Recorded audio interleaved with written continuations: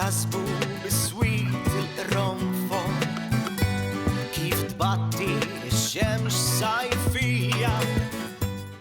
Inselmulkom u nilqawkom għal-episodju ieħor mis-sensiela ta' etimoloġija, il-programm fejn nozzu f'nisel il-kliem biex nifhmu aħjar l-istorja tiegħu.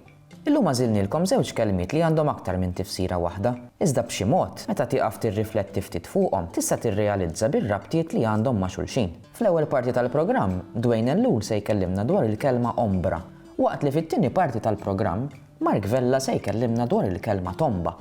Jekk wieħed jaf ftit Taljan, faċli jinduna li ombra tfisser dell u hija kelma li ħadnija kif inhi u saħansitra nużawha fil-lingwa bħala nom.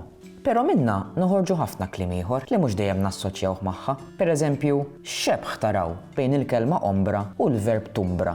Fis-sentenza umbrajt lil xi ħadd wara li qal kontrija man-nies.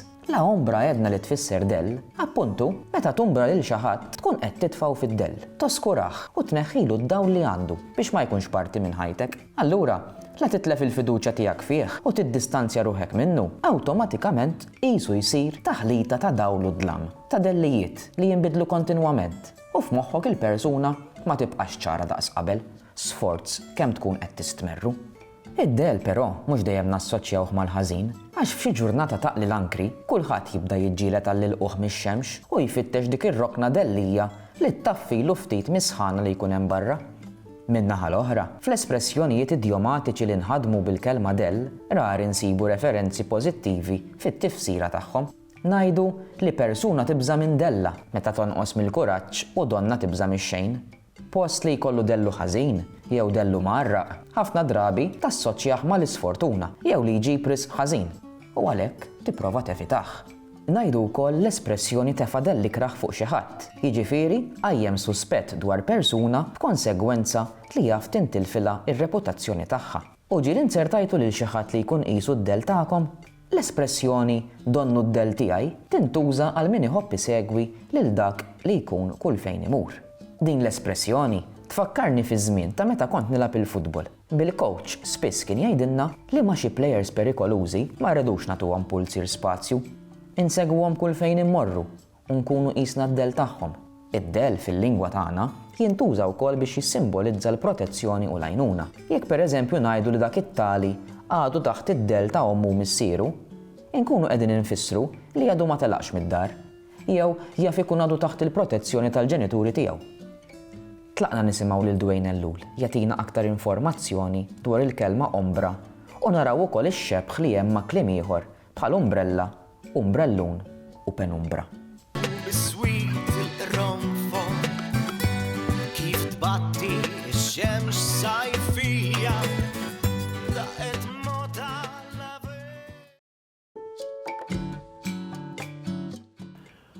Ombra jew umbra nużawha bħala verb u tfisser meta tistmer, ma tqax tħobb lil xi ħadd jew lil xi ħaġa. Naf pereżempju minn mindu rajt kif tinħadem kif issir il-birra u mbrajta, nużawha b'dak il-mod. Imma dan il-verb jintuża wkoll mill-pitturi pereżempju, meta jpinġu id-dellijiet. Jgħidu jumbraw jew jombraw. Imma tintuża wkoll ombra bħala nom. U hija tip ta' ħuta, shadefish, biex jaqsam id-dell bl-Ingliż. U fil-fatt anke fil-Malti allura għandek it-tifsira ta' dell, ombra bħala nom. Ħarġet pereżempju għall-ombra u żiffa. Hemmhekk qed tintuża bit-tifsira letterali tagħha ombra. Ombra allura tfisser dell.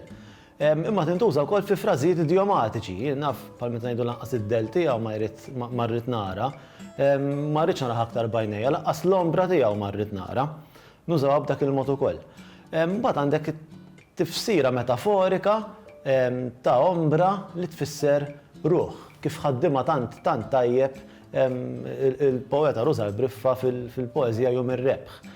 Meta jgħidu l-kottra qamet f'daqqa wajtet jien Maltija, miskin minn ikasbarni, miskin minn jitħaq bija, u l-kotra nitfdaqqa u semmet mal-irjieħ l-innu ta' Malta tagħna. U l-leħen kien rebbieħ fuq nas li moddi ġwejjef, in-nas tal-apatija, xi ruħna kienet rieqda ġo sodda barranija. u l-ombra ta' vassalli qamet minn iħil qabar u għajtet issa fl-aħħar jien se nsib is-sabar. Hemmhekk għandna ombra ta' vassalli li f'dan il-każ qed tfisser fil-poeżija qed tfisser ruħ. Ir-ruħ ta' vassalli issa straħet, vassalli li xtaq l-identità ta' Malta bħala nazzjon. Issa, ħaniġu għall-etimoloġija ta' ombra u tumbra. Diħadni direttament mit-Taljan. Ombra, ombrare. L-interessanti li mbagħad l-Taljan din ħada mill-Latin. Umbra, li tfisser propju del. Issa dan it-zokk, umbr, jew ombr, għaliex fil-Malti varja, fil-Malti nsibuh fatt ta' kliem ieħor, insibuh pereżempju f'umbrella, umbrellin, pożambrella, umbrellun, penumbra, bħal ktib sabiħ ta' novelli ta' Trevor. Penumbra, pereżempju, tfisser nofs dalma. Aħna ħadni mit-Taljan, ovvjament għandek paene bil-Latin li tfisser kważi u umbra li tfisser del, qiegħed kważi fid-del bejn dlam, bejn ftit dawl. Għandek ukoll it-terra d'ombra, l-ewwel semmejna l-pitturi.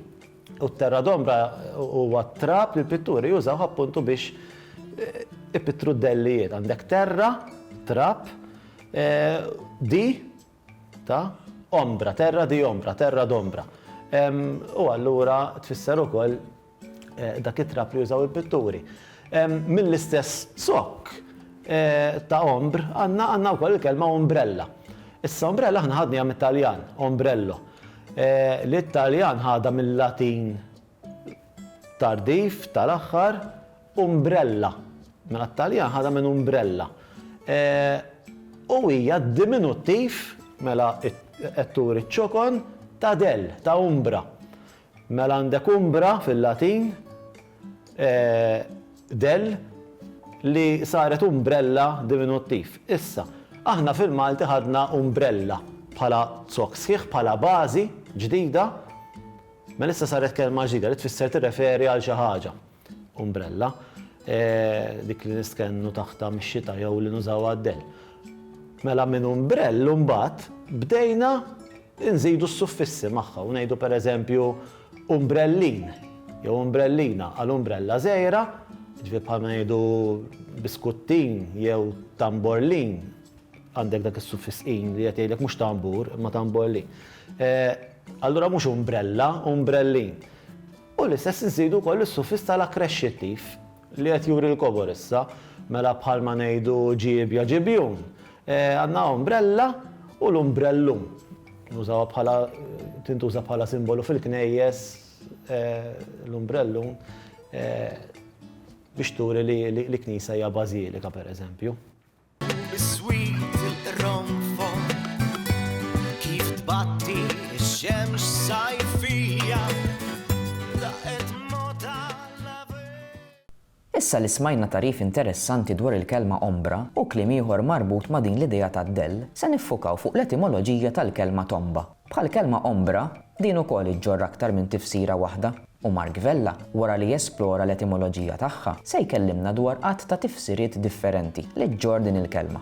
Waħda mit-tifsiriet ta' tomba li se jkellimna dwarha hi ta' qabar. U għalkemm m'għandix taqsam mal-kelma ombra li diġà tkellimna dwarha, inċidentalment ukoll it-tomba b'din it-tifsira se tkun għad-del peress li nsibuha taħt l-art. Meta nħarsu lejn l-etimoloġija tal-kelma tomba, jidher li ġriet mhux ħażin sakemm waslet għandna. Minħabba r-rabta li kellna mal-kultura Taljana, il-kelma tomba ġibnija mit-Taljan stess u ħallejnija kif inhi, mingħajr ma missejna xejn minnha. Jidher li t-Taljan ħada mill-Latin tumba u li tnislet mill-Grik tumbos meta qed nitkellmu fuq it-tifsira ta' qabar. Interessanti wkoll il-kelma Maltija tomba u l-kelma Ingliża tomb għandhom l-istess oriġini. Tlaqna nisimgħu lil Mark Vella jagħtina aktar tarif dwar il-kelma tomba u fl-istess waqt naqtaw il-kurzita x'rabta hemm bejna u l-kelma tumbata u bliema mod tintuża fil-lingwaġġ ta' tfal. Biswit il-ronfon kif tbatti x-xemx sajfija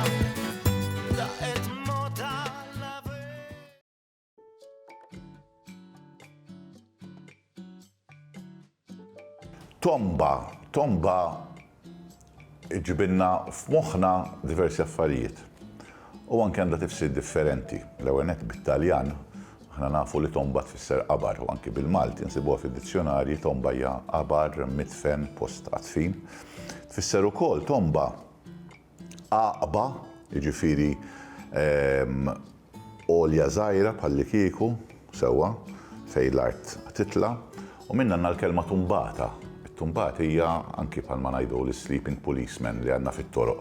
Dawk huma tumbati jkunu daqsxejn oljiet żgħar fejn l-art titla' ftit.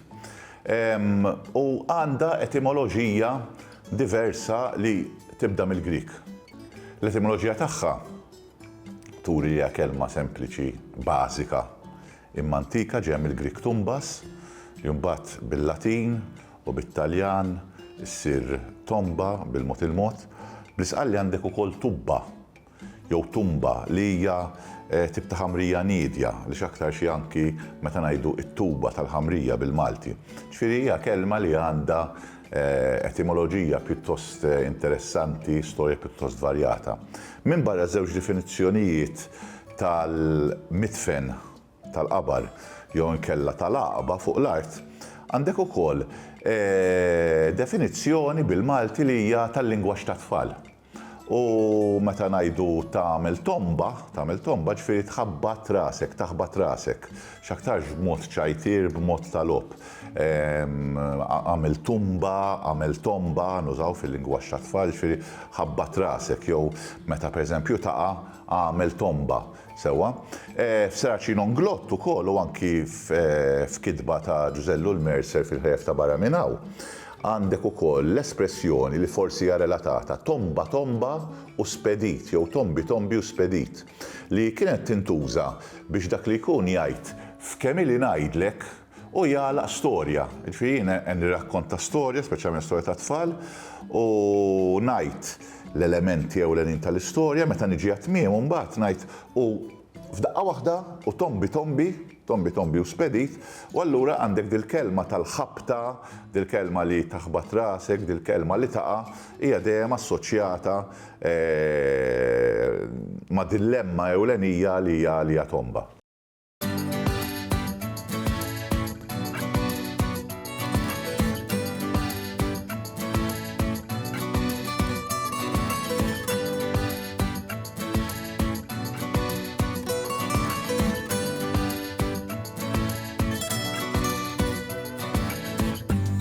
Jintasbu